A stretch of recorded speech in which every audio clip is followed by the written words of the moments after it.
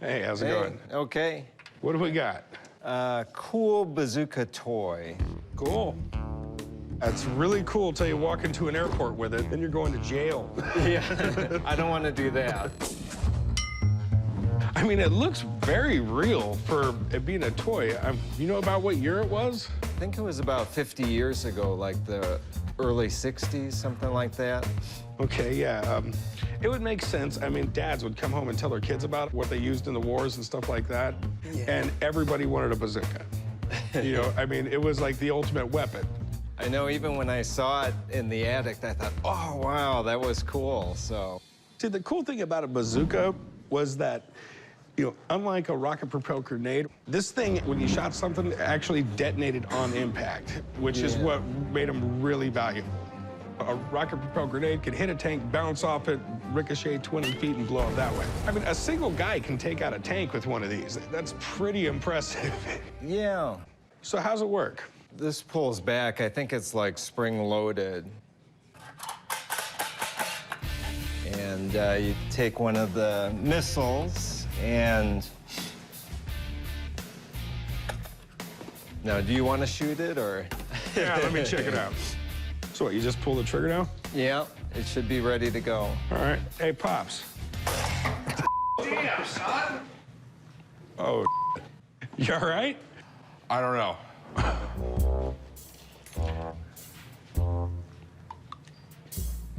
Yeah, I wouldn't call it harmless. I'm sure my dad will be all right after he cries it off for a few hours. But this goes to show you, toys have come a long way in the safety department in the past few years. Any idea of what you're looking to get out of it? Yeah, I mean, this is like 50 years old, still all the original box, so I think it's really a unique item. If I left with 500, that'd be a real good day. Okay. I'll tell you what, man. Let me call a buddy of mine up and see if he can give me an idea of what these are worth. I don't know, you might want to call a doctor for your dad, too. I don't. He's a tough guy. I'm sure he can take it. Let me give my buddy a call, man. I'll be back in a little bit. To have somebody get hit with it, I mean, your first thing is, who's going to sue me? I hope he's okay, and I hope this doesn't screw up my deal. What happened to your eye, man? A Remco bazooka. Oh, man. Yeah, that swelled up fast. You're a little Corey. Well, at least we know it works. No, I'm not responsible for any of this, am I? The equivalent to the Remco bazooka nowadays would be a kid playing on his PS3 or Xbox. Kids in the old days would have played outdoors in the neighborhood. When Remco came out with this, they had a whole line of toys. It was all like jungle guerrilla warfare, and they had everything from guns to knives, helmets, canteens. You named it, they made it.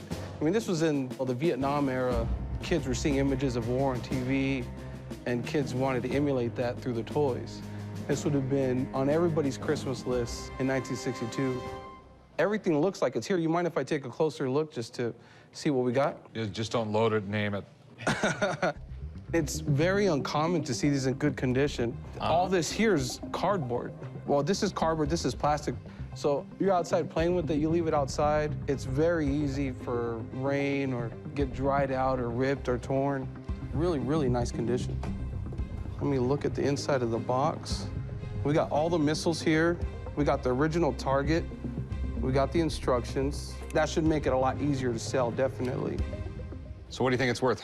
Well, after looking at everything, seeing that it's 100% complete, you got all the original paperwork, in this condition, maybe in the $400 to $450 range. Pushing it a little bit, but you could ask $500 for this piece. Thanks, man. I appreciate it. Put some ice on that, man. All right, man. Take care. I was really excited to see this toy in the condition it was in. It's a great piece, and I hope the guys buy it, because if they do, they should have no problem selling it.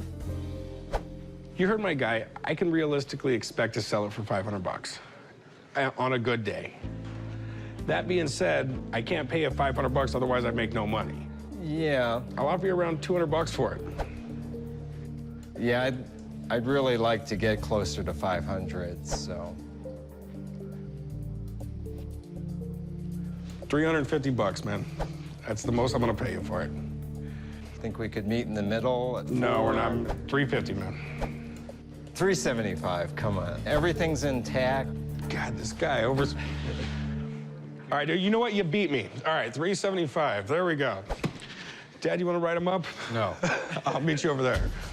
$375 is a decent price, but still a little more than I wanted to pay for this death trap. And on top of that, I'm sure my dad's never gonna shut up about the black eye. We have a World War II German Enigma coding machine. An Enigma. These are amazing. I've seen pictures of them. I've read about them. I've never actually seen one in person. I mean, this thing was responsible for the rise and the fall of the entire German war machine. Where in the world did you get this? My father and I have an Enigma museum, and we treasure hunt. This thing won't make me understand women, will it? That's an Enigma. During World War II, if a German commander wanted to send a secret message to his troops out in the field, this is what he used. And the Germans thought this machine was completely unbreakable. I'm surprised any of them survived. Not many did. There are 3 that I know of in the United States on display right now. One is at a science museum in Chicago, one is at the NSA's Crypto Museum in Washington, and one is at the International Spy Museum. At the end of the war, they would destroy these in the field rather than let them fall into the hands of the enemy. So more often than not, they are in horrendous condition. Now, this one right here, I mean, you actually found it intact? No, this machine has parts that have been replaced. Okay, so these are extra rotors. That's a reproduction box with 2 rotors. Okay. This thing is so incredibly cool. Cracking the Enigma code was one of the top projects of World War II. It took years to do it, but in the end, it did save millions of lives. I really want this thing, but I've never had one in my shop. I need someone to look at it. I'm out of my league here. And how much do you want for it? $149,300. That's an odd number. I think it's a fair price. My big problem is I've seen them sell for $200,000, I've seen them sell for $30,000, and you look at them, they all look the same. So I'm gonna call in a friend who knows a little bit more than I do about these things and see if he can figure it out. All right. Hey, what's up, man? Good to see you. What do you got? A mystery wrapped in a riddle? Yeah, it's an Enigma machine. It's pretty cool. Coolest thing about these things is that they named it the Enigma. right. That is cool. If I had a dog, that's what I'd name him. I do have a dog. He's an idiot. My name is Will Willis. I'm a former Army Ranger and Air Force pararescueman, and I specialize in military items. The hardest part of being in the military for me was getting a haircut every week. Nothing like having a baby slick head for 4 years makes you think that hair's kind of nice. It's one of the coolest things that's ever been in this shop. It really is. Yeah, it is. It is a really cool thing, and it's really significant when you talk about being able to encrypt your messages to your generals and your soldiers. You know, having a machine like this that allows you to send those messages in secret is really a critical thing. And it was critical to us, the Allied forces, to be able to decipher these messages. And when we decrypted the machines, it shortened the war by 2 years. Yeah, this is like uber nerd cool. It really is. Germany's foreign policy was to conquer the world during World War II. So making them believe that their messages were encrypted in secret was critical towards winning that war in a shorter period of time. So which parts were missing when you found it? The warning plate and the rotors. Okay. Do we have matching serial numbers throughout? We do not. Okay, so how many rotors match the machine itself? None. Okay. A serial number wasn't what drove the process. The rotor number was. But the serial number drives price. Okay. All right. I know the price of these things are all over the place. Right. The most expensive one went for over $200,000. We've got 3 matched rotors with serial numbers. They don't match the machine itself. The box doesn't have a serial number on it. We've got a recreated box. And considering what things have been selling for that are unrestored with matching serial numbers, I would price this at $70,000 altogether. Well, I think my price is fair. Yeah, because he was asking $149,300. Well, the most expensive one that ever sold was for $200,000. That one was in a movie. I think the more fair price is $70,000 for everything. Well, thanks, man. You got it. I think that sellers get this perception that, like, I put in all this work, it's worth way more than what it really is. I'm gonna go with Will on this one. I'd give you 50 grand for it. I can't do that. I mean, what is your lowest number? 115,000. We're way too far off. We just are. Thanks for coming in. Thank you. All right.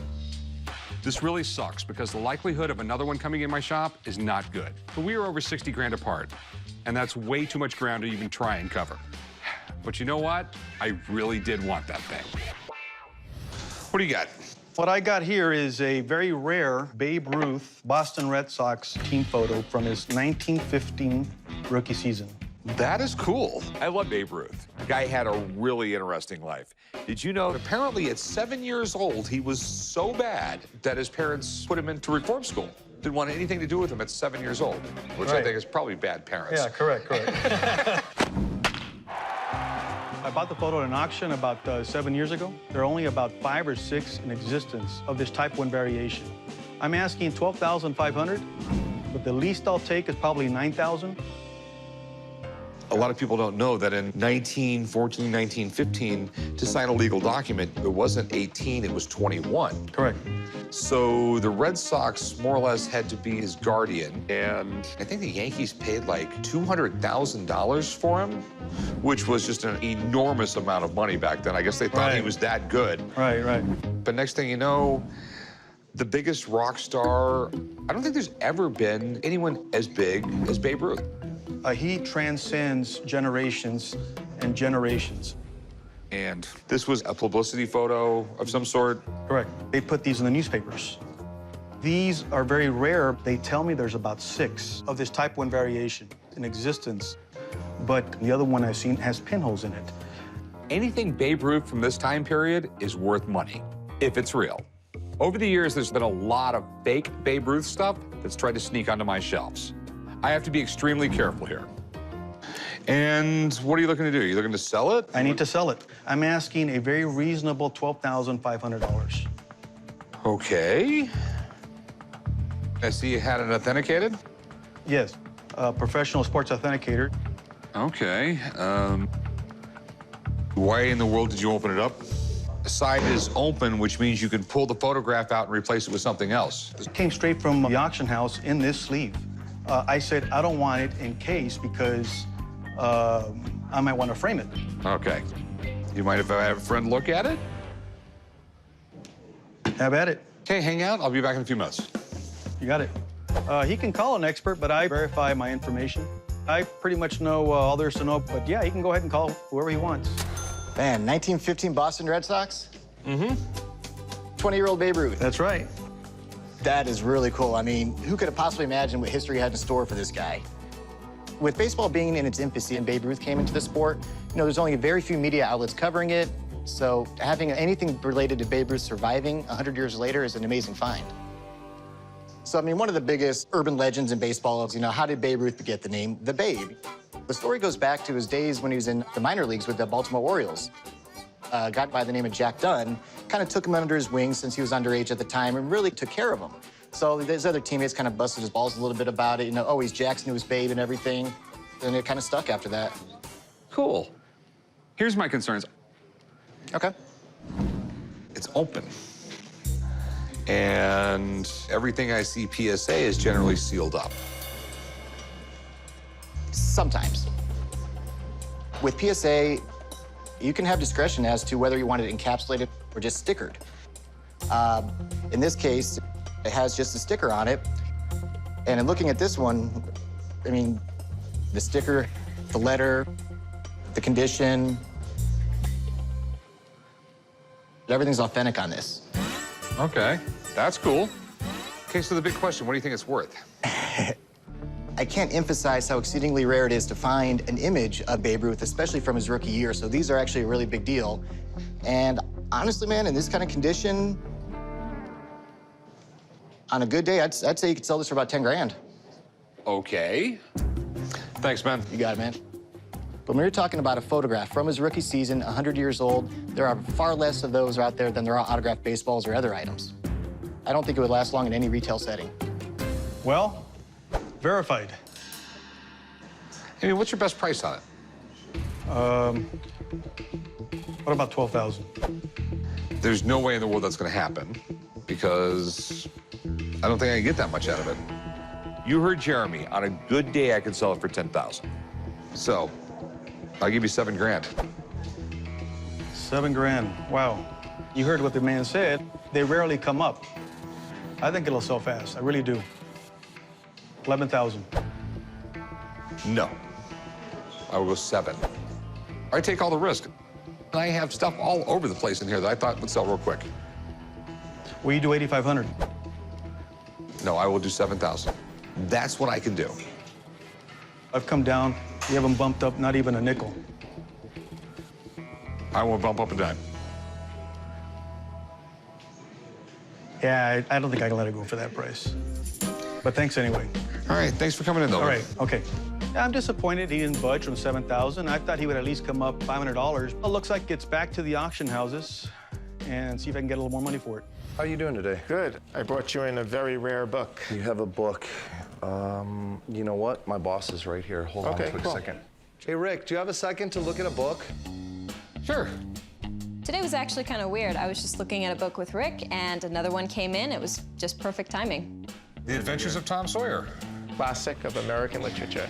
This is actually the salesman sample for Tom Sawyer.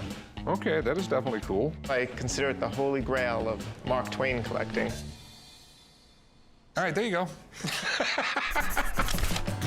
I really had great timing. Their book expert was actually in the shop and ready to look at it.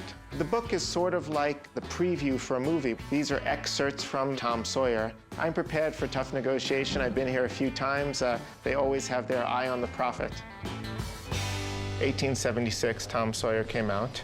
You know, Mark Twain, he was an amazing marketer. This was a period where books were normally sold in bookshops, and he decided with this publisher that he would send salesmen around trying to get, sales of his up-and-coming book.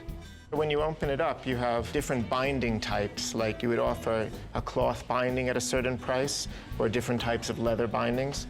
Well, and that's why this book is interesting, even though it's not the first edition. It's because it kind of shows the history of printing, how things would have been sold at this time. You get more of an eye into the things that you normally don't get to see, how things were done behind the scenes. Yeah, exactly. One of the reasons that Twain liked to sell by subscription is that he said, that way people have already committed to buying the book before they know that it's bad. And he said that specifically about Tom Sawyer. Yeah, well, he was very worried how Tom Sawyer was going to do. He wrote it as basically an adult book, but it kind of got branded as a boy's book, which sort of annoyed him. Yeah, he wasn't known for writing books about children, and this was a big departure for him. It was a big risk. Tom Sawyer was pretty controversial at the time because he was not a good person. He lies, he cheats, he steals. So this was really hard because he wasn't a good example for kids. Okay, so what do you want for it? Well, I would like to get 10,000 out of it. What do you think? What do I think? Let's see. This is a really rare Mark Twain salesman's prospectus.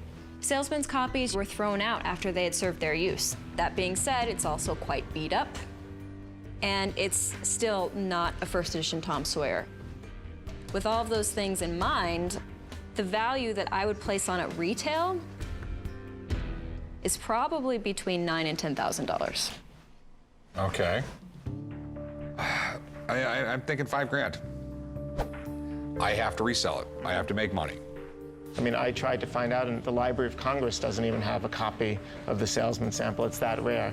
He's right that this is a more rare salesman sample of Twain than other works by him.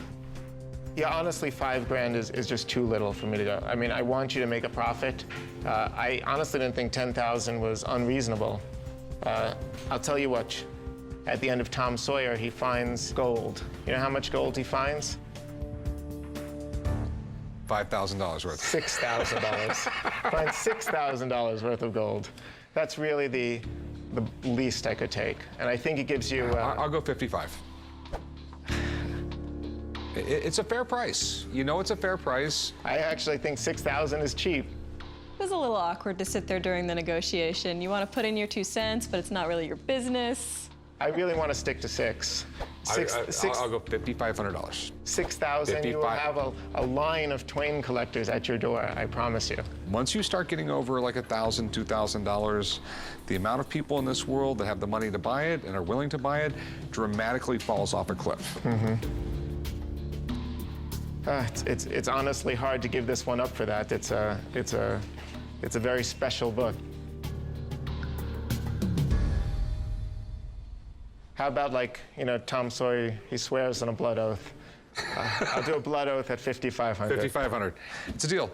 I'll meet you right over there, and I'll have someone write you up. $5,500 was honestly low. I think he's going to make a profit. On the flip side, I think Mark Twain would be smiling to know that I got $5,500 for a book that was likely going to be thrown out in the 1800s. Rick, what's going on? Davey, what's up? I need some money. Okay. Got a family heirloom. Let's check that out. It's a kunzite. A kunzite? Kunzite. You sure it's just not a fancy piece of glass? It's been in my family for generations and generations. That's all I know. They only discovered the stone like right around 1900, so it hasn't been in for generations and generations. A generation? I come to see the guys at the pawn shop quite often. They can retail the stuff. I can't. I'm gonna get 15 grand out of Rick. I mean, it's gotta happen. I'd rather have the money than a pink gem. All right, do you know anything about it? Yeah, I guess it's an evening stone or something. Yeah, the reason they call it an evening stone is because kunzite can actually fade in sunlight, so it's jewelry you're supposed to wear in the evening. They're really rare. More money to change. I'm gonna have Jeff, my gemologist, check it out. What, you don't trust me? You don't think it's real? No, I don't. Come on. You know it's real. I thought me and Rick were better buddies because I didn't think he needed to see a gemologist. You know what I mean? He didn't need no fancy machine to see that it was real. He could trust me. What's up, man? Davey says this is kunzite. Well, that'd be cool. Let's do some tests. When Rick walked into my office, I was pretty excited because I don't always see kunzite, let alone of one of this size.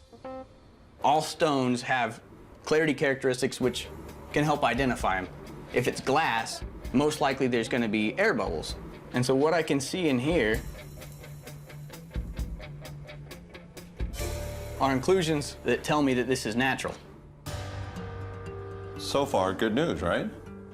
Yeah. Yeah. But I won't know if it's a natural kunzite until I do other tests. It's kunzite. It's a Not kunzite. yet. We're gonna find out if you're lying. This is a refractive index machine, and it measures the way light goes through the stone. And from that, we can tell if this is a natural kunzite or if it's something else. And as I can see through here, it has the right refractive index to be kunzite. So yes, this is a real kunzite. It is a natural kunzite. Ah, I told you. I told you it was real. How much money? How much does those go for? Something of this nature, with this size and with this color, I'd probably estimate $30 to $50 a carat. Okay, how many carats does it weigh? 323.8 carats. So we're talking at $30 a carat, right at 9,600 bucks, right in that neighborhood? Yeah, ballpark. All right, thanks, Jeff. $30 to $50 a carat gives us a retail value of somewhere between $9,000 and $16,000. Knowing Davey, he's going to try and squeeze me for all it's worth. Well, it's real. I feel it's worth 15 grand.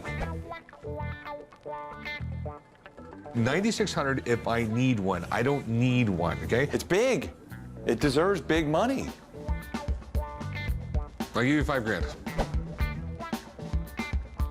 I mean, just plain and simple, it's gonna sit for a long time. 15 grand, 5 grand, 10 grand. I'll go 10 G's. No. Please? I have to mount it in something which is gonna cost me a fortune because it's gonna use a lot of gold because it's gonna be a big mounting. Where are we gonna end? Meet in the middle? 7,500? I'll give you 6 grand. 7,500? 6 grand. 65? I mean, things like that. You're winning. I was at 15 grand. Come on, Rick. Be a little bit more reasonable.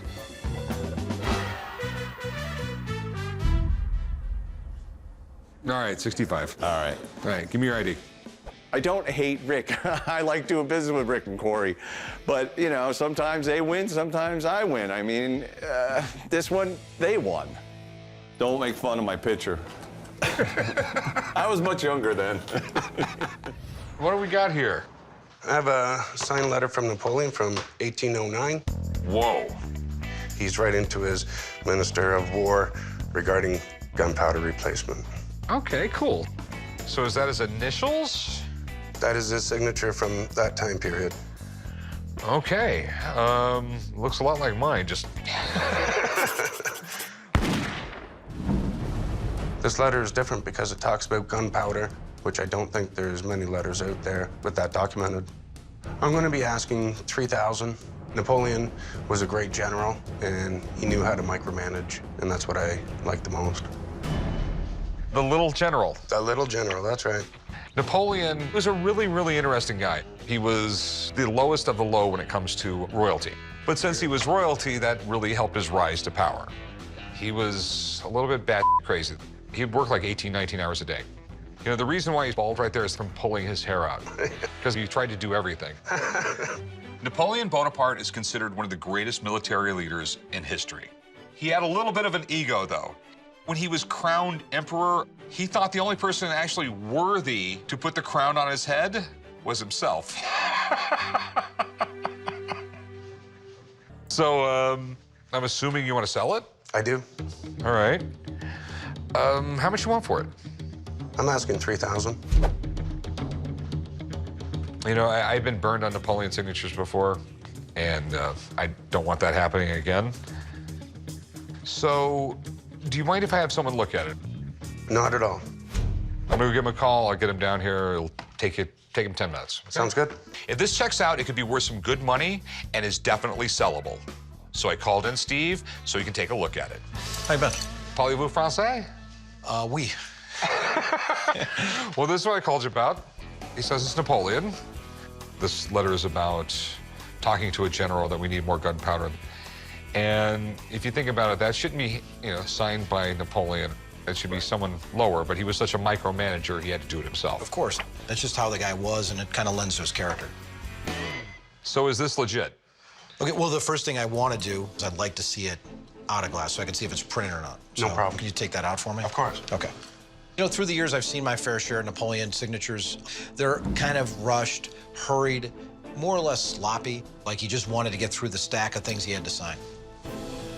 So the first thing I'm going to do is just put this on top of it. We're going to just kind of look at the ink on here. See the ink right here? Yeah. You see how it kind of starts to cut through it here? And when I look deeper here, there's no doubt in my mind that's live ink on there. Okay, cool. The next thing I want to do is rule out any kind of secretarial versions or something else someone signed for him. The most typical Napoleon signature is more or less this style.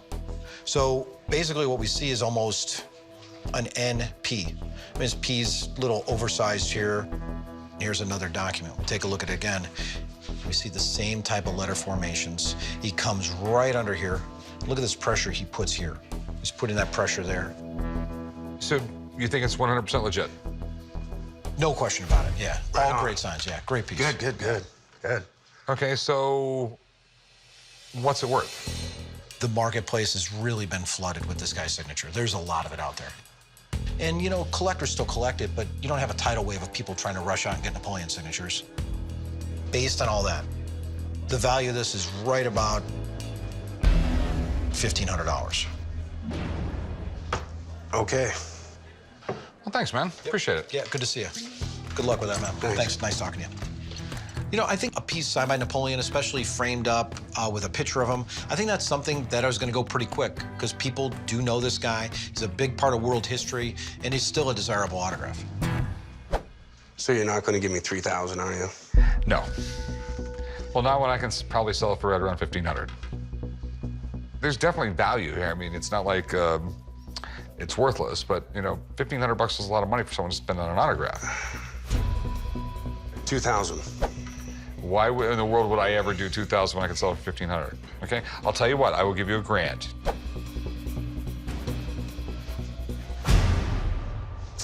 Can't do it. Thanks for bringing it in, man. Thank you. Change your mind, come and see me. Okay. I'm pretty disappointed because I just figured that it was worth more based on the contents of the letter. I guess I'll take it back home, put it in my collection, and wait another 200 years, see if it'll go up in value from there. What do you have here? I have a pair of brass duckfoot pistols. Oh, wow, those are pretty cool. These are volley pistols that were made for a British naval officer in the 18th century. You mind if I grab one? Go right ahead. I see why they call him a duckfoot. Looks like a little duckfoot. It does. Swimming through the water. Even though I'm not supposed to deal with high-priced items, these guns are some of the coolest things that I've seen come into the shop. I can't let this guy walk. It's time to prove to Rick he's not the only one that can wheel and deal. What do you want to do with them? I'd like to sell them. Okay, how much are you looking to get for them? I'm interested. I'm asking $50,000. 50,000? I mean, it could be possible if you let me take these to the gun range and fire them. I'm fine with that. I'd like to fire them, too. All right, well, you got time today? I'm free all afternoon. All right, we'll meet out at the gun range in, say, about an hour and a half. Okay, that sounds good to me. All right, I'll write the address down. I'll be right back. Okay. I think once we get out on the range and he actually fires them, I think we're going to make a deal. Well, you guys look really busy. Oh, I was waiting for you to get back, actually. I gotta take the rest of the day out of the shop, but I'm still gonna be working. What are you gonna do? I'm about to go purchase a gun, duckfoot pistol. I need to go make sure it works. I told the guy to meet me at the range. And how much are you gonna buy this for? Well, he said 50, but he was just throwing $50? 1,000, but he was just throwing Okay, that number out I'm definitely going with you then. No, I got it. I'm going with you. Don't worry I got this. Trust me. I will meet you guys out there. I was more or less forced to come out to the gun range because Chum set up a time to meet him at the range and test him out. I asked Alex to come down to meet us because I needed a second opinion because I unequivocally do not trust Chum. So what do we got here? I have a pristine pair of duck's foot pistols. Wow. Well, those are cool. Wow. Check that out. Wow, Chum, you actually didn't screw this up. Told you. The real term for this is a volley pistol. And the reason they designed this, though, it was for crowd control.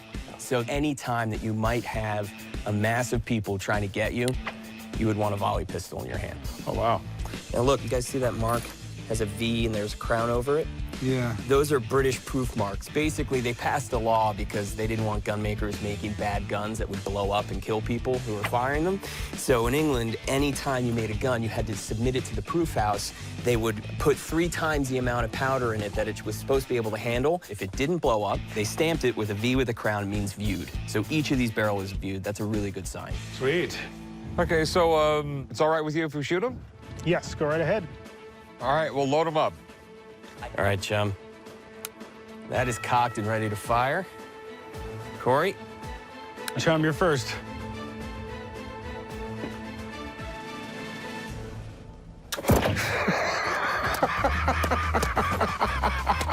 Chums didn't all fire at once. They went pop, pop, pop. Yep. Me now? Yeah. That was not what I was expecting at all. Did I hit anything? Yeah, you got a hit. Here. And you got there. That's 2, 3, 4. Oh, wow. Chum got 1.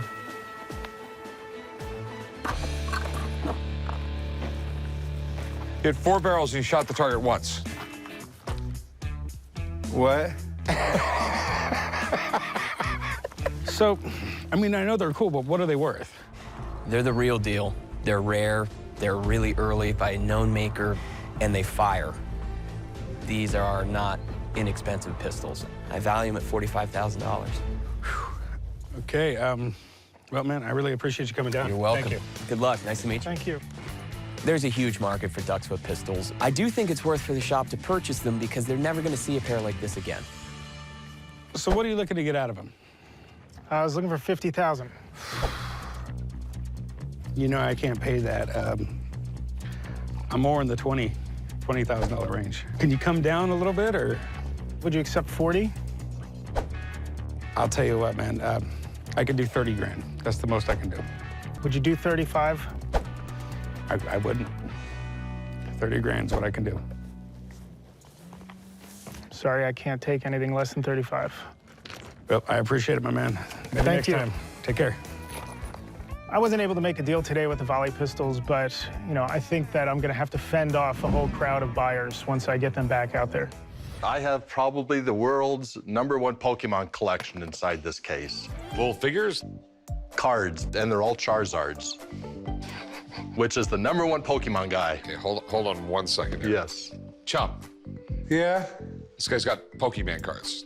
Rick, it's not Pokemon. It's Pokemon. Okay. I'm here to sell my Pokemon collection. I got into Pokemon collecting with my sons, and eventually they grew up and went to college, and I never did grow up. So I continued with Pokemon for the last 17 years. This is pretty cool, man. Absolutely. So, Rick, you don't know about Pokemon? It's like a game like 8-year-old kids play, right? Basically, each player has a deck of 60 cards, and you battle with your Pokemon by pulling cards out of your deck and getting enough energy points so that you can attack your other player. You win by your opponent not having any Pokemon left. It's really popular. They have whole tournaments where 1,000 people enter, and they have Pokemon battles. Okay. I really don't understand why Pokemon is such a big deal, but if something like a Beanie Baby can become worth a lot of money, maybe these can too. I just need to know a lot more. They're pretty cool. Actually, some of them can be worth a lot of money. So these go for a lot of money? Yes. What's your most expensive one? The most expensive card is probably the Pristine 10 first edition base Charizard. The card itself is considered the crown jewel of the Pokemon world. And how much is that worth? In the range of 50 to 100,000. Whoa. And people pay that for these? Yeah, especially now with the new Pokemon craze. I know you heard of the new game out. The new Pokemon game everyone's playing on their phone. Pokemon Go. No. You just walk around until you find one, and then you sling Pokeballs on it. Maybe you need an Ultra Ball. Okay. So how much do you want for these things? I'm looking for right in the area of $500,000. Do you mind if I have someone look at this? That's fine. I'll be right back. This is baffling. Yeah, he doesn't know what to think right now. Right. Pokemon. It seems to me the one who's going to make the decision really doesn't know what he's looking at. I'm happy that the expert is coming in to educate the fella. He's going to know what these are selling for and the future collectible value of them. I'm sort of like in a baffled cloud here. What can I do for you guys today? He's got Pokemon cards and... Pokemon. Okay, so Pokemon cards. And he says they're worth $500,000, and it just doesn't make any sense to me. Well, there's a lot of cards here, Rick. So Pokemon started in Japan in '95. Probably about 2000 to 2002 is when it really took off. So that's why these first edition cards are really hard to find, because you still hadn't created like this large market for what it became. And Charizard's like one of the best characters in the game. He's also one of the most collectible characters in the entire Pokeverse. So... Well, hold on. The Pokeverse. The Pokeverse, the Pokemon world. Yes, sir. Okay. Graded 10s, I believe there's less than 50 PSA 10s in existence. And by looking at this, there's 20% of the market sitting on your counter. I look at this collection and I just can't believe my eyes. There's pristine 10s everywhere. Charizard being one of the top collectible pieces in Pokemon. This is a one-of-a-kind collection. What do you think this stuff is worth? So this one here, there's only one of them in existence. There's no other graded a 10. Beckett grades so much harsher than PSA does when it comes to giving their 10 stamp. This card could go 30 to 40,000. Altogether, I'm estimating anywhere from 380 to 390,000 for this collection. Really? Obviously, this guy's a little upset over Steve's appraisal, but I'm absolutely blown away. These are really, really interesting. I mean, you actually have lots of value here. But my problem with these is if I go to sell them, I can't have any conversation about them because I know absolutely nothing. I don't even know what a Charizard does. Well, it depends on which one. Okay, all right, Chum. Rick, throw him out an offer. I'm not going to make an offer.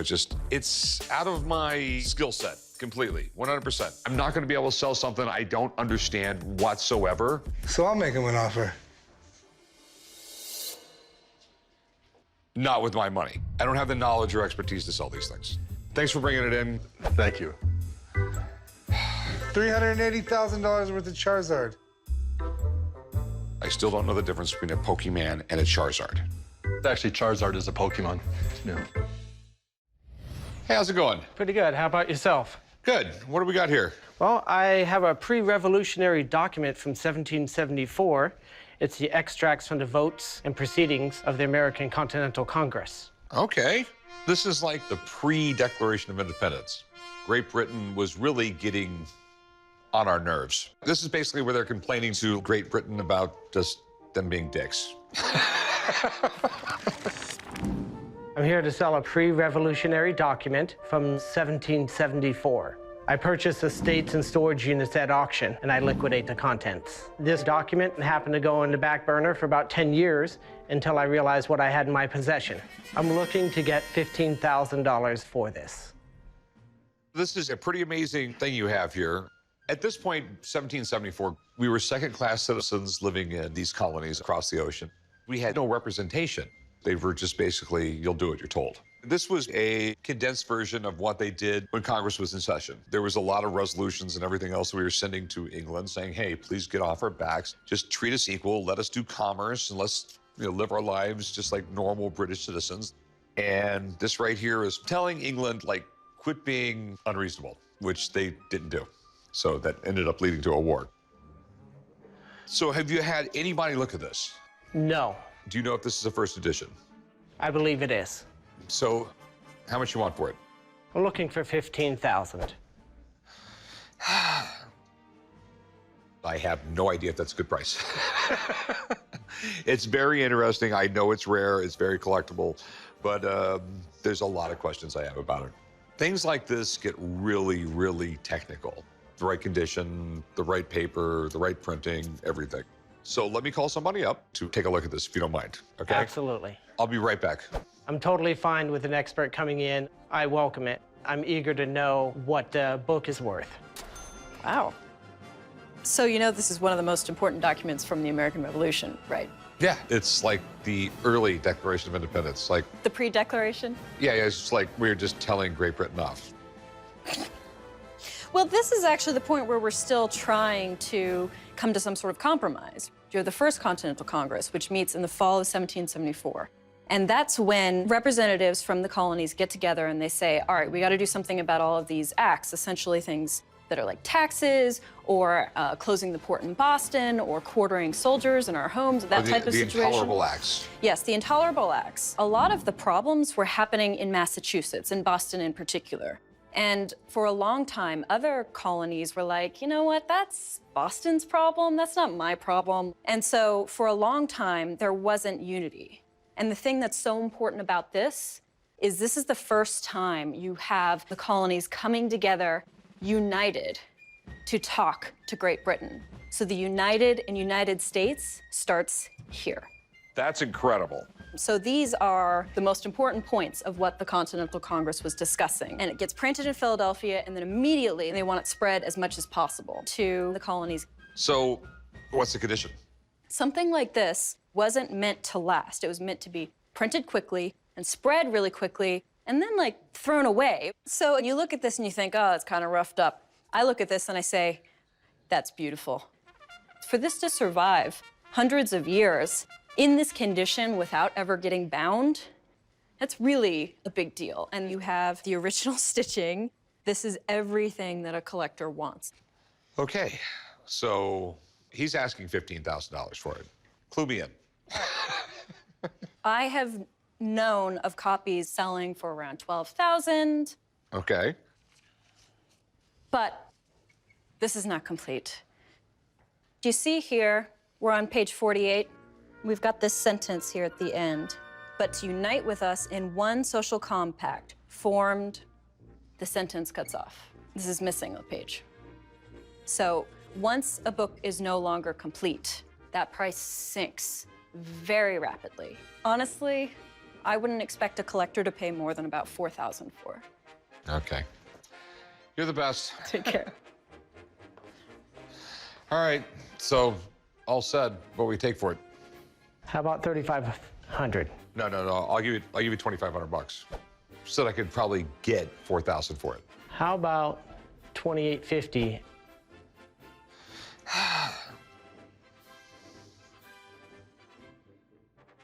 All right, we have a deal. All right. I'll meet you right up front there, and we'll do some paperwork. Sounds great.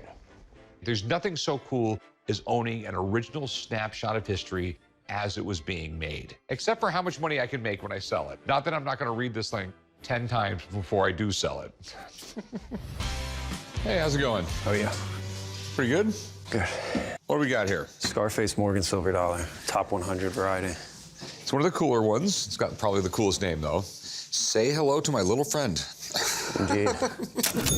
I have an 1888 Morgan Dollar Scarface variety that I'm coming into the pawn shop looking to sell today.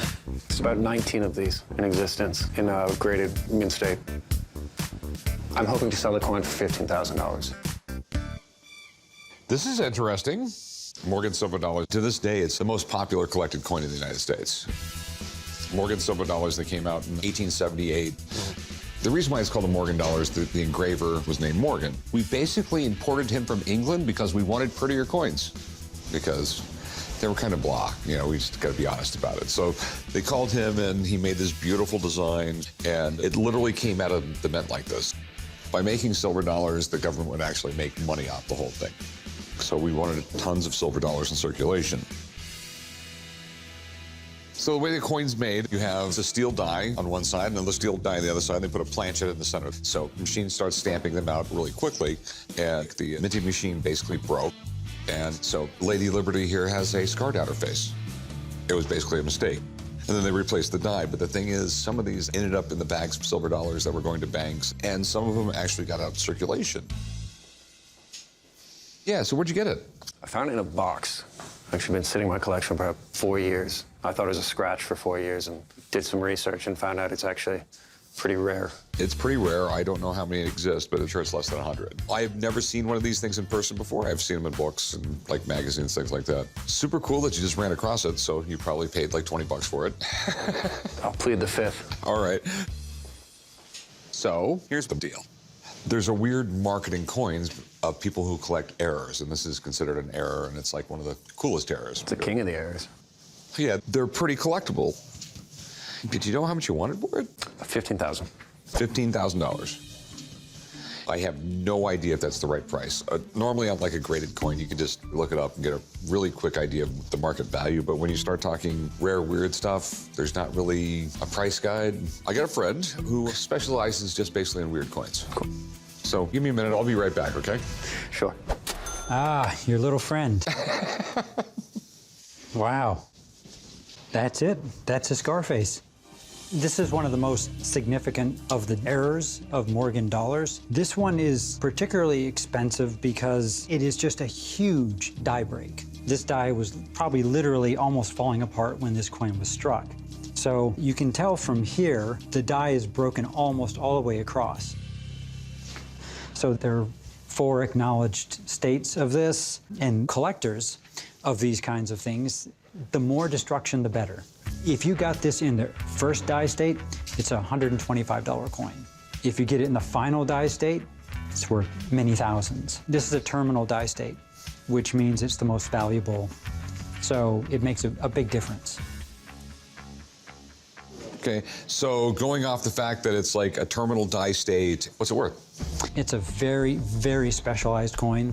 The collecting of errors of Morgan dollars really was only popularized in the last 30 years, and this one appeals to a very narrow audience. Because they're so highly individual, they kind of go all over the place in terms of pricing.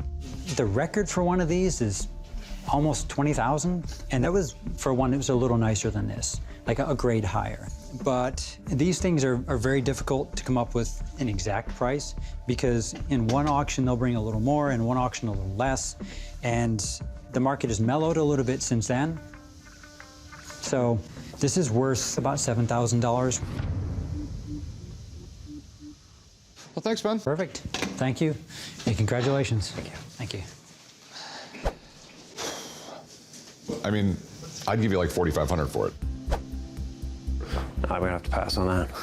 I've received offers above that, and I have no desire to sell it. It's part of my collection. So you've received offers of more than $7,000? I'd go take it then. Okay. All right. If the other offer falls through and you want $4,500, come and see me. Will do. Appreciate your time. Thanks. Thank you. Rick's offers bargain basement pricing. $4,500 is just too low. I've had it in my collection for a few years. I don't need to sell it.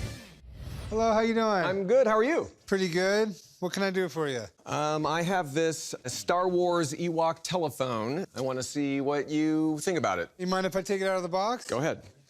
Ewok. That was the little creature in Return of the Jedi, and they battled the stormtroopers. Wasn't the popular one named like Wicket? Yes, or something like that? and actually, I think this is Wicket. Would you like to make a call on it? Why not? I got it here, don't I? I think he said, let's go on a picnic, Chum Chum. That's kind of weird. He knows my name. Are you part Ewok that you were able to understand what he was saying? I think my mom was from outer space, so you never know. I have a Star Wars Ewok toy telephone I'm trying to sell today. And it's from 1984, and it's still in its original box. I'm hoping to get about $175. Oh, that's pretty cool. Let's face it, Star Wars is gonna be popular forever. The reason being is because people your age like it, people older than you like it, people younger than you like it. I think this is a good item because there's not a lot of Wicked stuff around. It kind of makes the stuff a little more rare when you're collecting it. Yes. Let me take a look at the overall condition because on first glance it looks like perfect, almost too good to be true. You mind if I pop the battery thing open? No, go ahead. I'm imagining it was in this good condition that you probably didn't store it with the battery in it. So I just gotta check and make sure, you know. It looks pristine, and that's amazing because as a kid, I would have put a battery in this and I would have probably never took it out. And people don't realize the two easiest things to do is trash the box and corrode the battery pocket. Those are kind of the two things that really add to the value of an item because those are the first two things to go. How much are you looking to get for it? I'd like to get maybe $175. The box is in great condition. It's a great piece. It displays well. It looks awesome. And it is collectible. Plus, my boss is in London right now looking at a bunch of Star Wars stuff. So I think he'll like this. Would you take $75 for it? Let me ask Wicket and see if he thinks that's good. No, I actually think you should take 40. Whoa, Wicket, you're on my side. He said, how about 100? That still gives you room to double it. You probably could get 200 out of it. You wouldn't take 90? How about 95? What do you think, Wicket? I think that's a yes. Yeah, I think he said yes. Wicket can dance. Wicket can All right, dance. 95, we got a deal. Thank you. Come on over here, let's write it up. Okay, cool. I sold it for $95. I was hoping to get maybe a little more, but maybe I'll save it and buy another Star Wars item and add another item to my collection.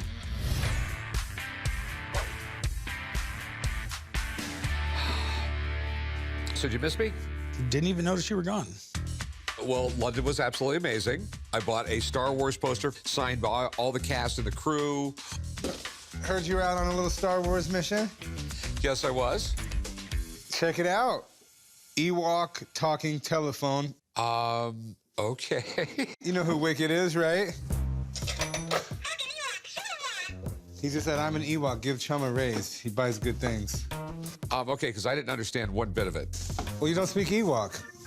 I know this doesn't even come close to comparing with the big items that you saw. I actually saw Han Solo's original blaster from the original movie. It's pretty cool.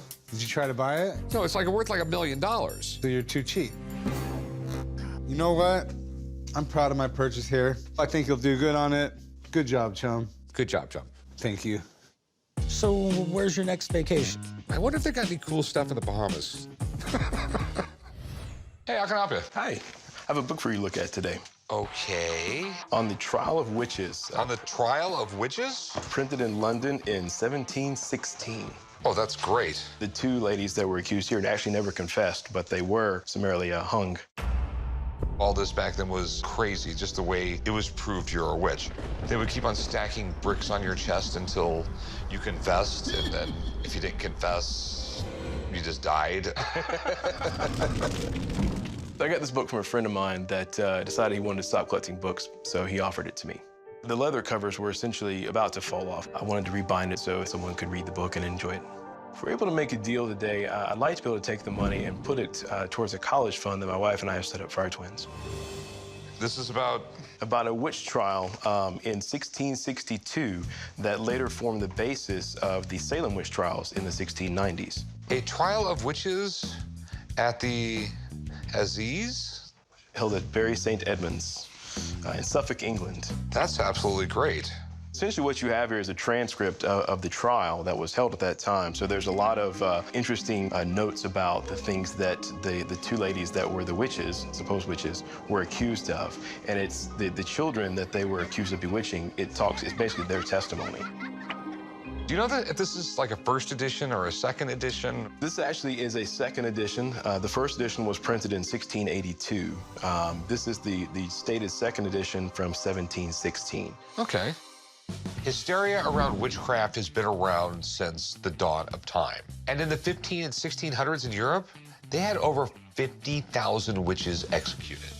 It wasn't until the Enlightenment period they basically began to calm down on the whole witch thing. I like the binding on it. It looks pretty cool. I had it rebound.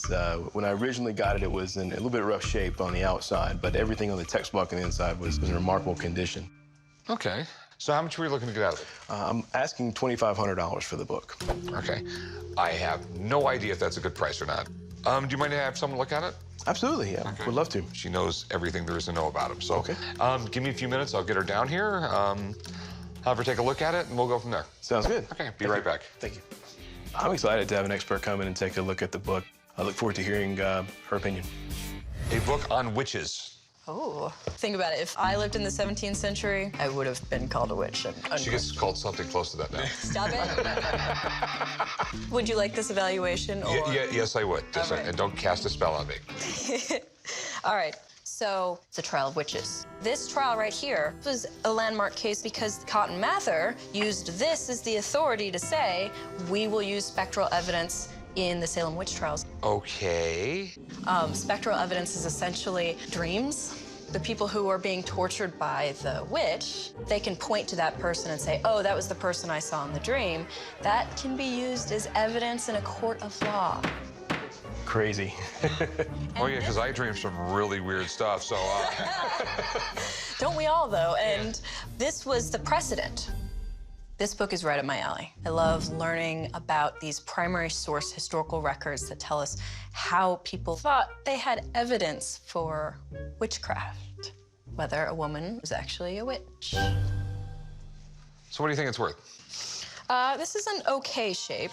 So you have the rebind, which is not the end of the world. And then, of course, you have the 1716 imprint here, which tells me, too, this is not the first edition. This was printed after the Salem witch trials. Right? So that first edition is going to be more desirable because we know that's the edition that influenced the Salem witch trials. Correct. So as far as value goes, I would place this particular copy around $1,500 to $1,600. Okay. Okay? Okay. Thanks. You're the best. You're welcome. Pleasure. Nice meeting you. And I would never call you a witch. Or the other thing. Have a nice day. Love you. I think Rick could find collectors for this. This is a book that should intrigue people, so I think that it could excite the right buyer. So what do you want now? $1,250. I'll give you $900 for it. About $1,100. I'll do $1,000. How about $1,050? We'll split the difference I there. will give you $1,000. It just doesn't make sense to pay any more. It doesn't. Gotcha. All right, I'll do 1,000. Sweet. I will meet you right over there. We'll do some paperwork, and I'll get you paid. All right, sounds good. Thank you. Well, certainly we want to be able to sell the book at the $2,500, but I do understand where the market is on that, and so I'm fine with that. This is the rarest, most significant Star Wars prototype in the world. This is a one-of-a-kind rocket-firing Boba Fett, and it is something I love more than anything. Okay, but obviously there's a dollar figure that you love more than this thing. I came to the pawn shop today to sell the 1979 Toy Fair prototype of Boba Fett. It is a rocket-firing Boba Fett action figure that was never actually mass-produced. I'm here to sell the figure today because I've owned it for many years, and the time has come for me to pass the figure on to another diehard Star Wars collector. This is pretty amazing. Do you know anything about it?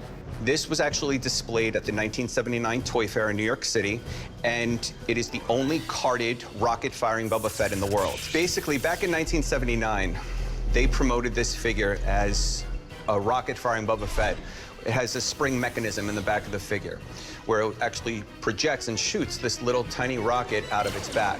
But at the last minute, Kenner realized that little rocket is a choking hazard and could actually go down a child's throat, and they could choke to death on it.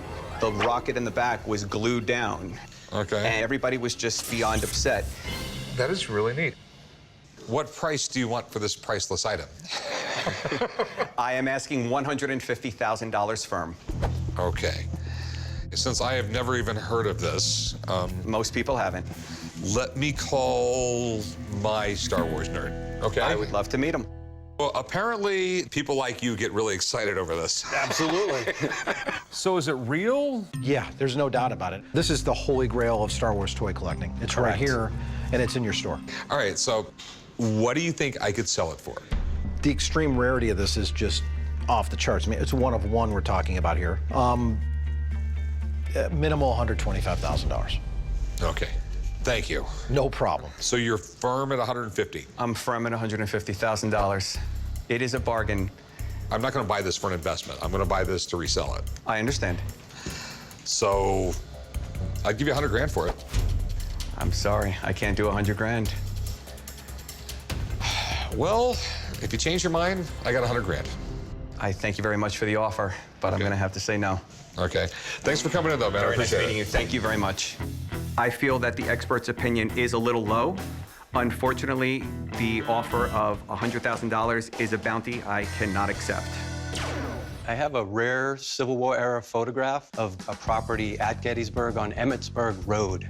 Okay. I believe it to be the Wentz house. The Wentz house. Which was in the middle of the Peach Orchard battle. Actually, I know nothing about this house. I have a rare Civil War era photograph. I believe it's the Wentz home in Gettysburg National Park. I'm looking to get $15,000 for the photograph. If I'm able to sell this today, I'll probably go out and buy some more unique items. And it has a crazy backstory to it. Childhood home of Henry Wentz. He ended up in the Confederate Army, came and fought at the Peach Orchard when his father was in that house. Okay. There's questions about, is this actually the Wentz house? I'm not exactly sure. It is Gettysburg National Military Park, but it's unsure of what house it is. I mean, it sounds really interesting. Anything to do with Gettysburg is interesting, okay? It's literally the battle that completely changed the course of American history. Have you ever seen any other pictures of this, or? Not of this. The Library of Congress does have one picture, supposedly, of the Wentz house. So you'd have to, like, request it. Okay. It's in relatively good shape for them being that old, because photographs at this time period, when they're put on paper like this, the paper and everything else wasn't the top quality meant to last. Sure. So how much you want for it? I'm asking for $15,000. Okay. Anything related to Gettysburg is worth money. If you can prove a gun was there, it's worth money. I mean, a Civil War uniform, if you can prove, you know, there was a soldier actually wearing it at Gettysburg, it automatically bumps up the value. Anything about Gettysburg, there's value there. So let me call someone up to see if this is a house that was there during the Civil War battle and if it's rare and everything like that. I know one guy who will know everything about it. Oh, that'd be great. Okay. Yeah. And then if it checks out, I can figure out what it's worth. Okay. So give me 5 minutes. I'm going to give him a call. Okay. All right. I'll be right back. Okay, thanks. So this is the photograph, he says, is of the Wentz house. Yeah. And I know next to nothing about it, so. The Civil War was interesting because that was the first war that we photographed. In this case, you're talking Gettysburg. You're talking the battle that changed the war. And when you talk about the Wentz house, during the battle, the 17th Mississippi went through Sherfy's Peach Orchard, which was right across the street from the Wentz house. So John Wentz, He's in his house as this battle is churning around. He knows all this stuff because he was there. No, I only look like it. The Wentz house is an interesting one. There's no known photograph of the Wentz house that existed during the battle. There is, however, a drawing, and I was able to track that down. In order for something to be correct, everything has to match. So this is not the Wentz house. The Wentz house was actually only a 1.5-story tall log structure. In looking at this, it's wood frame and it's a wood house. Right. It doesn't quite fit. It had nothing to do with the battle. It's not the house that people would be particularly interested in. So this is not the Wentz house. This is not, you can't confirm it's any Gettysburg. Yeah, it could be another structure that was at Gettysburg. That I can't tell you. But it's not the Wentz house. Thanks, man. Not a problem. Very good to meet you. Thank you. Nice meeting you. Anytime you have a significant portion of one of the pivotal battles of the Civil War, somebody can find a photograph of that, any collector would love to have it. This photo is a probably late 1860s farmhouse. Whether it was at Gettysburg or not, that I can't say, but it is not the Wentz house from the Battle of Gettysburg. At this point, I don't know what it is. All I know is it's a period photograph. It'd be really hard for me to even retail this at any price. So sure, it's just not for me. Have a good one, man. All right. Well, thanks for looking at it. No problem. Oh, so Mark might be a little bit smarter than me. A little bit. How you doing? All right. What can I help you with? I've got some super colon blow. From Saturday Night Live? Yeah. Colon blow. It's high in fiber, low in fat. Seems pretty healthy. I guess it'll make you poop. I have an SNL prop, super colon blow from the late 80s with Phil Hartman. I'm hoping to walk away with $8,000 today. I've got 2 kids, and I was hoping to take the money and maybe apply it towards their college education down the road. This is the greatest show ever. Saturday Night Live just had this funny way of taking like everyday items and then putting their little twist on it. And you've seen the skit, right? Oh, I love Hartman. Yeah. It's pretty funny. They're like, hey, how much fiber does your cereal have? Guess. He's like, 1. Guess again. Guess again. Gets up to 9. Guess again. Right. And then it's like 30,000 or something crazy. Whoa. And he's stacked up on a pyramid of cereal bowls, and then they're like, now introducing super colon blow, and it's like 1,000,000 times the fiber. So this really was the prop, huh? That's it. Where did you get it? A buddy of a buddy works on the show, and he was able to get it to me, and I've had it for quite a long time now. And this is a certificate of authenticity. It's a prop from Saturday Night Live from November 11th, 1989. It was created using a color printer. It's in pretty good condition, minus this little spot up here. What are you looking to do with it? Sell it. And how much are you looking for? $8,000. I really want to buy this, but I just don't have people coming in here looking for boxes of colon blow. Would you take $3 grand for it? No, I can't do $3 grand. Can you do 7? Honestly, that's way too high for me. I could bump it up a little bit, maybe like 33. Can you do 5? 35 is really gonna be the best I could do. And I'm just offering you that because my boss loves Saturday Night Live, and I think he's gonna give me a raise if I buy this. All right, deal. All right, I'll meet you at the counter and we'll write it up. All right. Rick loves Saturday Night Live, and since he's old, I know he needs some help with his digestive situation. So I consider this a smart purchase that kills 2 birds with 1 stone. So you're moving again? Yeah. Why are you looking at houses in my neighborhood? I like you on the other side of town. You can move to my neighborhood, Rick. I got some stuff at my house that I need to fix. Check it out. Colon blow. When you really gotta go. Actually, colon blow from SNL? Yep, super colon blow. That's a real prop from the show. Real prop for it. I got provenance paperwork. That was one of the funniest commercials they ever did. They didn't go over the top. They just acted like it was... They went way over the top. They didn't go over the line. Your line must be pretty far out there. It was the equivalent of 4,000 bowls of bran flakes. You could probably use some, Pops. It's not real. We don't know that. There's got to be something in the box. I don't need anything for my digestive health. It's funny because you're full of He's got a point there. This is TV history right here. It's super cool. All right, I'll leave it here for a little while, just for you.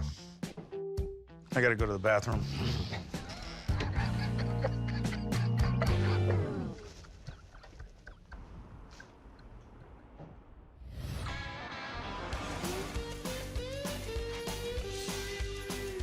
How you doing? Hey, I'm doing good. How are you? Pretty good. What do you have here? I have a set of rare, unproduced Care Bear cousins from Kenner. Oh, huh. Hold on, I actually have one of the Care Bears cousins here. Corey! I'm here at the pawn shop today to sell my prototype Care Bear cousins. This collection means a lot to me because I have been part of a semi-secret society of Care Bear collectors for over 20 years. What do you want, chum? Look, it's your cousins. The Care Bears. Why aren't they bears? Because the cousins are the animals. They're the friends of the Care Bears. What can you tell me about them? Well, these are straight from the Kenner morgue, which was a place that they put Kenner toys when Kenner shut down. And so these are kind of seen as holy grail. Everything in that catalog was a holy grail. I mean, they look like they're fairly clean. You know, you have like these plushes, you have kids sleeping and Yes. drooling on them and everything else. Well, these never made it out Yeah, of Kenner. In fact, if you look, they're hand-painted, the nose and the eyes both, because these original noses came from the factory with the 13-inch. This one in particular is the rarest of the whole collection. Is that the little pig? It's a little pig. His name's Treatheart. There's only 4 known to exist in the whole world. So what are you looking to do with them? I want to sell them. Any idea how much you're looking to get? Well, I can tell you right now that this little piggy went for $6 grand last year on auction. And these are the only ones known to exist. So I was thinking for the collection, I'd cut you a break at like $5 grand. Yeah, this is one of the few times where I have absolutely no idea what this could be worth. Do you mind if I have a buddy come down and take a look at them? Not at all. Okay, Chumlee Bear, you wanna go give him a call? Sure. I'm perfectly fine with a toy expert coming in to evaluate my collection. I know there's special items and that they're gonna go for quite a lot of money. How you doing, Steve? Good. Care Bear cousins. Yeah. We knew you'd be the guy to call. I was hoping I'd get you to do the Care Bear stairs today. Show me how to do it. Could you show him how to do it?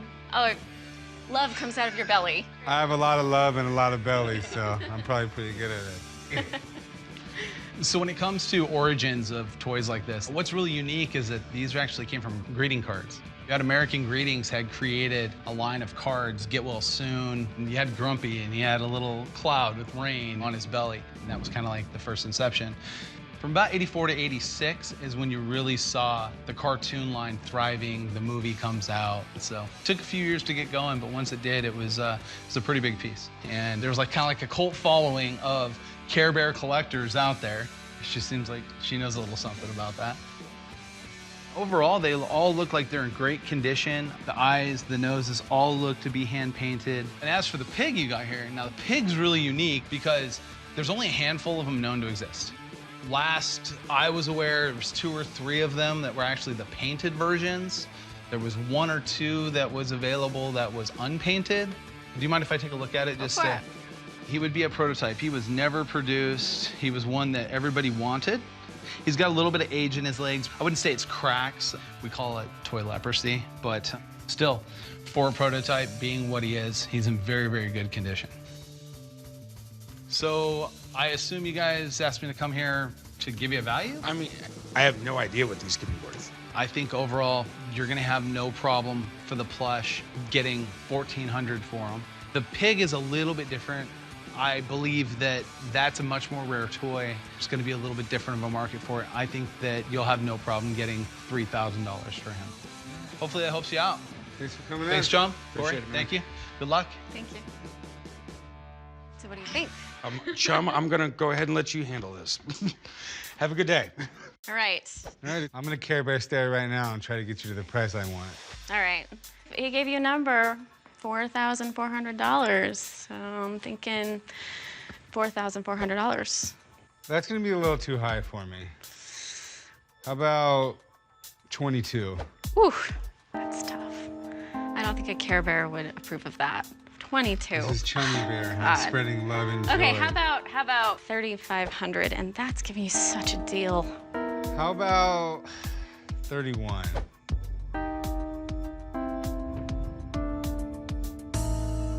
All right, you got a deal. All right, 3,100. Meet me at the counter and we'll write it up. All right. I'm thrilled that the guys and I were able to make a deal today. I didn't walk away with the $5,000 I was hoping to have, but $3,100, I can get a pretty good little junker car for my 16-year-old daughter. Hey, what's up, Adam? Nice to see you. Great to see you. Got something for you. Pick a card first, any card. I'm just assuming it's this one. One of the oldest American playing cards from 1769. Whoa. Even in the 18th century in America, they had lots of card games. It was the 1700s. There wasn't a lot to do. You know, you had to entertain yourself. And we all know what the world's oldest profession is. I think gambling was the second, and then pawn shops to pay for the first two. This is really cool. Yeah, this is not just a playing card, actually. This is also a political document. On one side, it has like a secret political message. Okay. Old card from colonial America is something you definitely don't see every day. And this card wasn't used for playing cards. This card was used for propaganda. And that's got me intrigued. So how much you want for it? I'd like $1,500 for it. I think it's a fair price. It's a very rare and interesting card, so. You've met Mark Patton, right? I did. Okay, let me have him take a look at it. I just want to make sure it's legit and everything's cool with it. This is the card I called you about. Interesting. The 4 of clubs. One of the more interesting cards out there, obviously. So, how did you end up with this? I bought it at a small auction. I didn't think it was highlighted in terms of its historical importance, so I picked it up reasonably cheap. Okay. This is an interesting piece. The playing card portion of this was not actually printed in the United States. Cards were printed in England. They were brought into the United States, and they didn't have any back on them. It was just blank paper. So people would start using them. This one's particularly nice because it's 1769, and it's a political message. What this is actually saying, escape the designs of those men of faction. Faction was considered a bad thing because you were only going to be supporting one side and you needed to support everybody if you were running for office. This MRY, this person named Murray and a person named Brasher. Oh. And he's basically saying to people, don't vote for these guys. It is a political broadside from 1769. So it's all legit, it's the real deal, it wasn't made in the 1960s.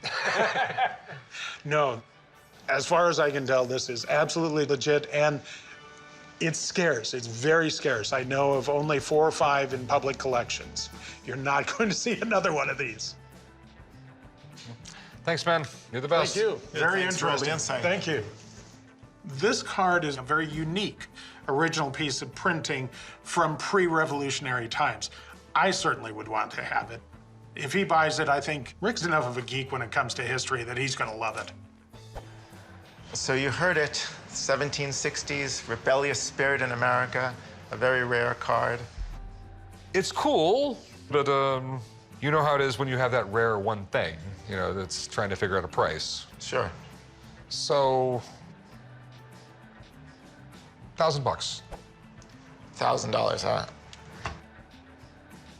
I think I'd like $1,200 for it. I think that's fair. It's very rare.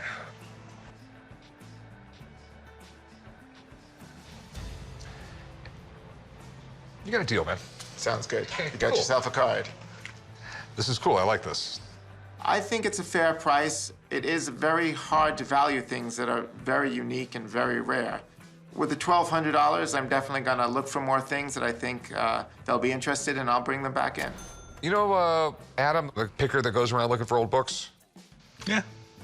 He came in earlier with a playing card from the 1700s, and I paid him a ridiculous amount of money for it. And he bought the card for nothing. The guy's lucky. There's no such thing as luck. There is luck. No, there is hard work. I mean, some bad things happen every once in a while, but it's not luck. In general, you will do well in life if you just work hard. I mean, you're not going to walk in a casino and play craps all night long and win just because you're wearing a certain sweater or something. How do you know you just haven't found the right sweater? Some people are just more lucky than others. I'm the luckiest person in the world. Why are you so lucky? Obviously, he's lucky. 10 years, he's still here. Pretty awesome, isn't it, Rick? Yeah. Guess we're the unlucky ones. Hey, how's it going? Good, how are you?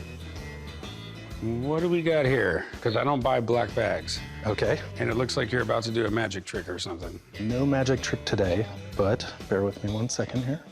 This is a 1978 Triple Crown trophy. Really?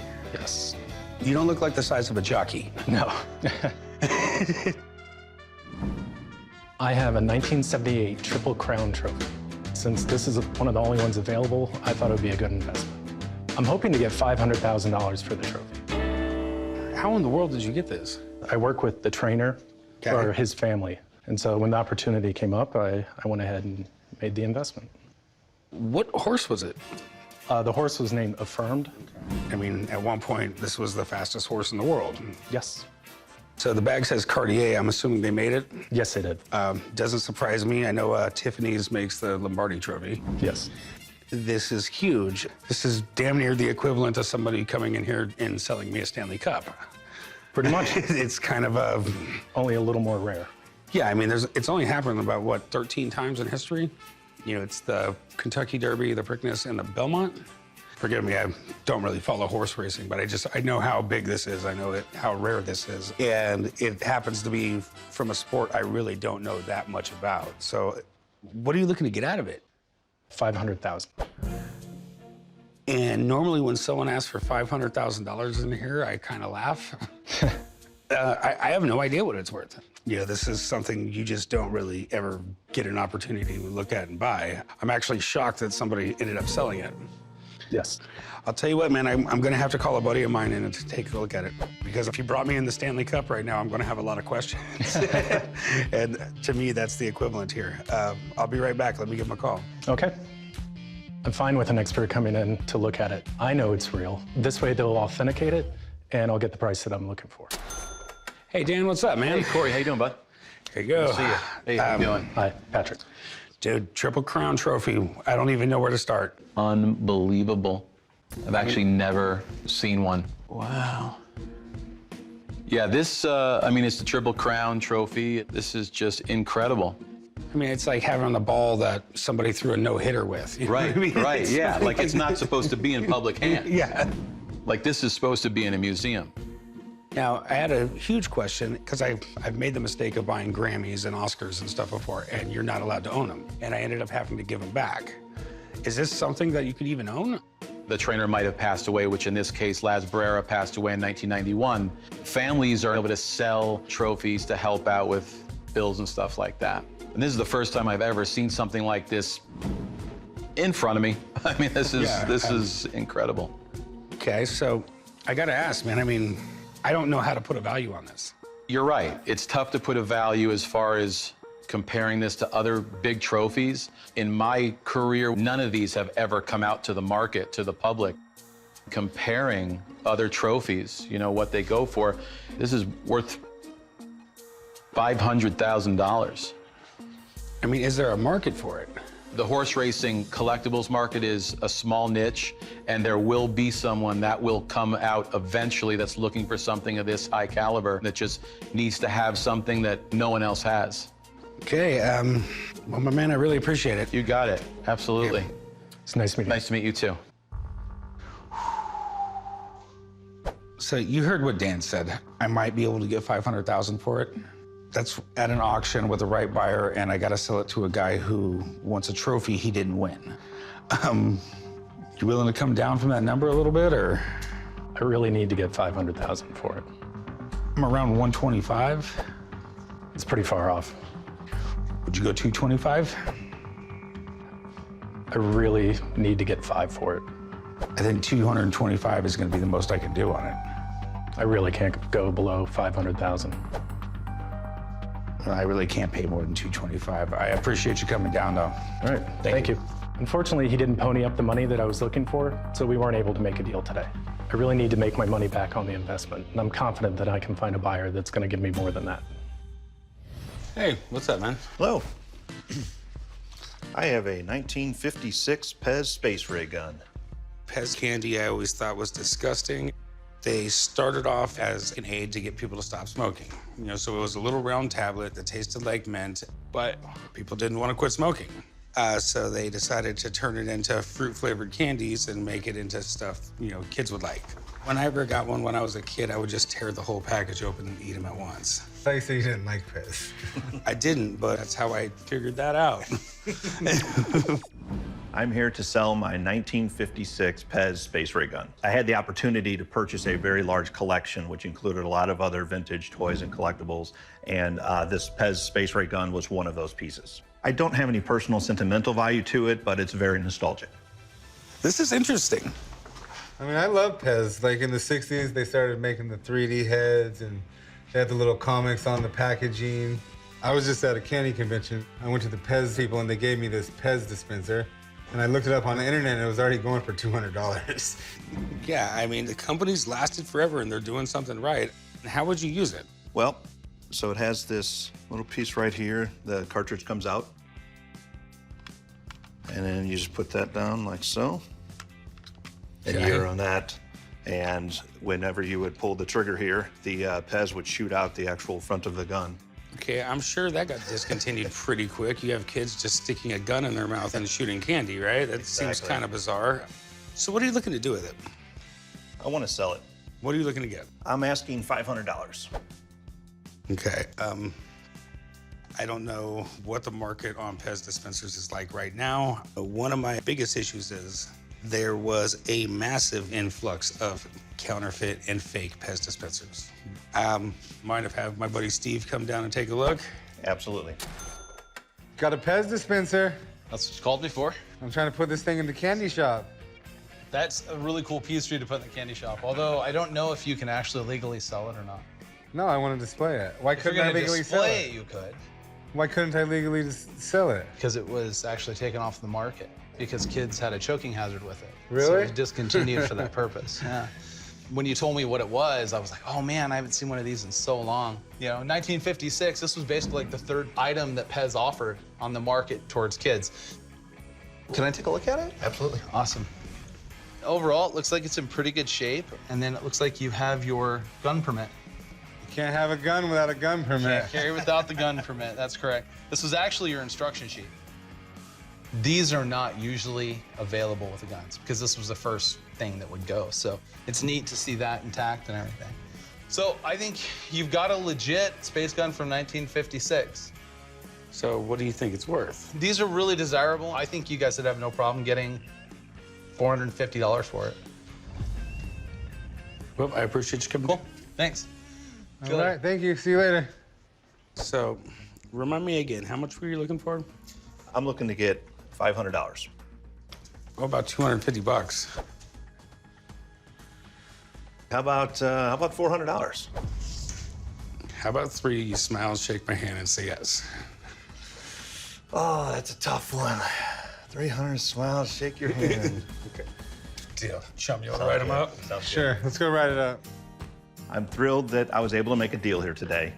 And while it wasn't exactly what I was looking for, it's enough to buy my wife a wonderful anniversary gift. Do you know anything about a Pez gun that we paid 300 bucks for? Yeah. Well, it says Chum put it on shelf 127, and it's not there. I checked this morning. So do you know where my Pez dispenser's at? If there's a Pez dispenser missing in the store, I would start with the guy who owns the candy store across the parking lot. Chum. Which is Chum, yeah. I mean, he was really into it. Well, I guess I'm going to a candy store. There you go. Have fun. What's up, Rick? Is that my Pez gun? It's a Pez gun. I don't know if it's yours anymore. Why is it over here? It looks so much better in here, Rick. This is a candy store. This is a natural environment for this thing to be in. Those are the facts. All right. You know what? And I'm gonna make this really easy on you. I'm just gonna take $400 out of your paycheck. Wait. Can I get it for 300? Nope. In the candy bar, I get that too. Lame. Hey, Rick. Yeah? There's this motorcycle out back. You should take a look at it. Is it cool? Yeah, it's really cool. Okay. That's shiny. It's an original 1969 T100C competition model. It's absolutely beautiful. I love it. I wouldn't be selling it except my wife's making me sell it. This Triumph is one of the very first dirt bikes, and most of them were beaten to death. This bike looks like it's been restored right. I've always loved old Triumph motorcycles, so I'm gonna have to contain myself. Tell me, how much do you want for this thing? I've seen these go for as much as $25,000. Which is kind of where I'd like to settle. Do you mind if I have someone take a look at it? Okay. I'm not nervous about an expert's opinion or anybody else's opinion. The bike is perfect. It speaks for itself. Mercy be, that is something special. Brings back memories, buddy. That's the way it was. The history behind these kind of things, Rick, is just unbelievable. I mean, Elvis Presley at one time bought every person in his crew one of these bikes. That near fatal crash that Evel Knievel had jumping down there at Caesar's Palace was on a Triumph. Wow. Everything Triumph is today came from these bikes right here. Very, very special. That is definitely cool. I'm Mark Ewell of Freedom Eurocycle, and I'm an expert in Triumph motorcycles. So is it all original? This is a very rare bike. This is a C model T100. Those were the ones that were the most sought after, especially now by collectors. You know, as I look over this bike, simple little things like the foot pegs, they are right. I look at all the switches, the housing, the headlight. These tanks still today are hand pinstriped.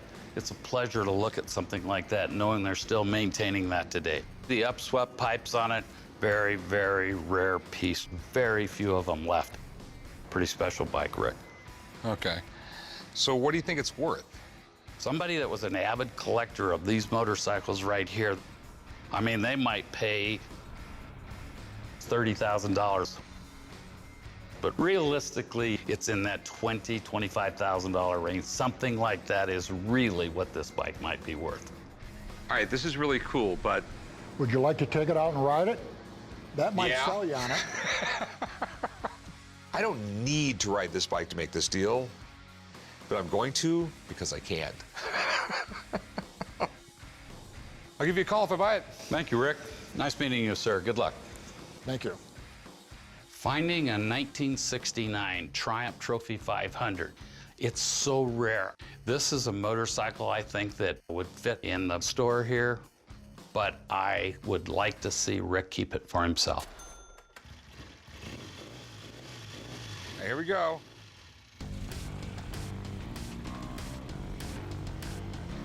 Nice. Awesome. This bike rides like a 1969 motorcycle. Actually, a little better than most 69 motorcycles. It handles all right. It doesn't have a lot of power. The suspension sucks. But damn, I look good on it.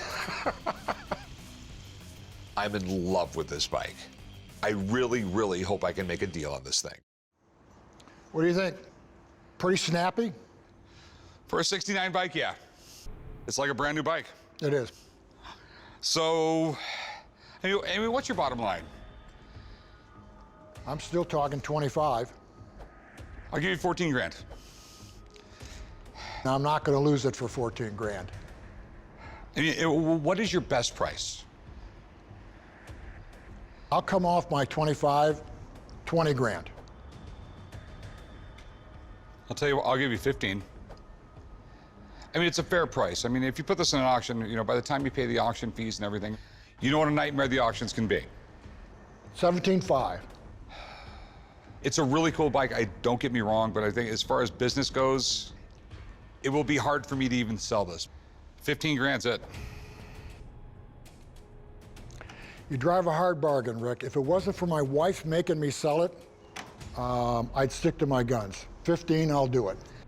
Sweet. Let's go do some paperwork, man. Okay. This is great. To make my wife happy, I'm gonna settle for $15,000 for the bike, and then I'm gonna buy another motorcycle. I just hope my wife doesn't find out about it.